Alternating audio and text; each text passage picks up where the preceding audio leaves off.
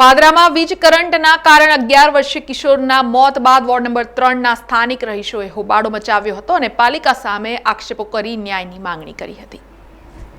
પાદરામાં આવેલા રાધાકૃષ્ણ સોસાયટી પાસે વીજ કરંટ લાગવાથી 11 વર્ષના કિશોરનું મોત નીપજ્યું હતું, જેને લઈને વોર્ડ નંબર 3ના વિસ્તારના સ્થાનિક 5 સોસાયટીના રહીશોમાં આક્રોશ જોવા મળ્યો હતો અને સ્થાનિકો મોરચા અને રેલી સ્વરૂપે પાદરા નગરપાલિકામાં રજૂઆત કરવા આવ્યા હતા, પરંતુ પાલિકામાં ના તો કોઈ કોર્પોરેટર કે કોઈ મુખ્ય અધિકારી નહીં મળતા સ્થાનિકોમાં આક્રોશ જોવા મળ્યો હતો અને પાદરા નગરપાલિકાના પ્રમુખની ઓફિસમાં રામધૂન બોલાવીને સૂત્રોચ્ચાર કર્યા હતા।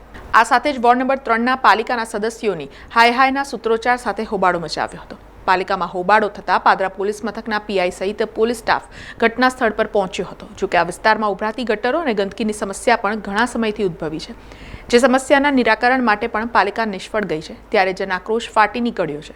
સ્થાનિકોએ પાલિકાના તંત્ર તેમજ વીજ કંપની સામે આક્ષેપો કર્યા છે। ગટરો જે ઉભરાતી હતી એના પાણીની અંદર એક ટ્યુશન જતા બાળક 11 વર્ષના બાળકનું વીજ કરંટ લાગતા મોત થયું છે અને તેને ધ્યાનમાં રાખીને આજે જે 5 વર્ષથી જે કામો નથી થયા, જે ગટર લાઈનનો સમસ્યા સોલ્વ નથી થઈ, તેની રજૂઆત કરવા માટે આજુબાજુની સોસાયટીના લોકો સાથે આજે અમે આગળ નગરપાલિકા આવ્યા છે। કોઈ અધિકારી અહીંયા હાજર નથી અને કોઈ પણ કોર્પોરેટર હાજર નથી। આ જે વહીવટ છે એ ઘોર અંધારાની અંદર જ ચાલી રહ્યો છે।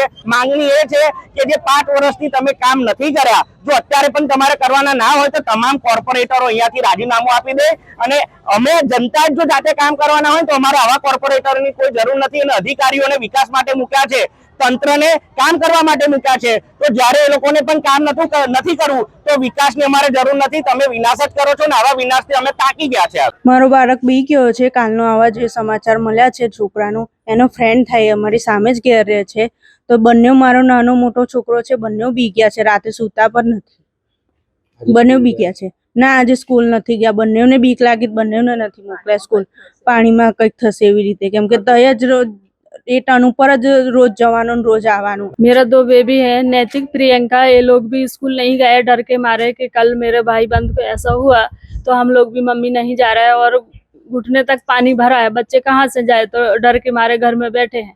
बच्चे बोल रहे हैं कि हमको मम्मी स्कूल नहीं जाना है, पानी भरा हुआ है तो हमको भी ऐसा ही हो जाएगा तो क्या हो, तो बच्चे डर के बैठे हैं। बी छोकरीओ जैन स्कूल में ज बने छे अने 5 वागे 4 वागे लोग भी ट्यूशन जाए छे। हूँ ट्यूशन एमने मूकीने आई 5:30 मारी छोकरीओने हूँ रोज लेवा जाऊँ छूं अने जो आ घटना जे बनी छे ए 5:15 ની आजूबाजू बनी छे। ए छोकरो जाते साइकल लईने रोज ज जाय छे, एना जेवा बीजा बधा बहु छोकराओ जाय छे। जो आ वस्तु 5 वागे थई होत ने ज्यारे स्कूल छूटी तो एक छोकરું પડ્યું હોત ને તેની સાથે બીજા બધા બહુ પડતા, તો આ બહુ મોટું થાત। અને જ્યાં વાયરની કમ્પ્લેન થઈ છે ને, તો અમારી સોસાયટીમાં આગળ એક ભાઈ છે, એમને કરેલી છે ફેસબુક પર લાઈવ વિડીયો મૂકીને, તો એ લોકોએ એવો જવાબ આપ્યો છે કે નગરપાલિકામાં તમે કમ્પ્લેન કરો, જીબી વાળા એવો જવાબ આપ્યો છે। તો અમે પછી ત્યાંથી આવીશું, તો જ્યાં સુધી જીબી વાળા નગરપાલિકામાંથી કમ્પ્લેન નહીં કરે તો જીબી વાળા નહીં જાય ત્યાં સુધી આવી રીતે બધાને મરવા દેશે। જ્યારે ગઈકાલે વીજ કરંટના કારણે બનેલી ઘટનામાં કિશોરનું મોત થયું હતું, તે નક્ષ સોનીના પરિવારજનો પણ પાદરા નગરપાલિકાએ પહોંચ્યા હતા અને વારંવાર રજૂઆત કરવા છતાં પણ પાલિકાએ સમસ્યાનું નિરાકરણ નહીં કરતા ઘટના બની હોવાનું જણાવ્યું હતું। જ્યાં નક્ષના પિતાએ બીજી આવી કોઈ ઘટના ન બને સાથે કસૂરવાર સામે પગલાં ભરવાની તેમજ પોલીસ ફરિયાદ નોંધાવવાની તૈયારી બતાવી હતી। મારો જે છોકરો ગયો છે એ કોણ પાછો આપશે એની માટે જે આ પાતળિયા હનુમાન આગળ એ આ ઉડાના હાઉસિંગ મકાનો છે ત્યાં આગળ છેલ્લા 4-5 વર્ષથી આ પાણીનો ગટરનો ઇસ્યુ છે, જે તેટલી વાર વારંવાર રજૂઆત કરવા છતાં પણ એનો નિકાલ થયો નથી।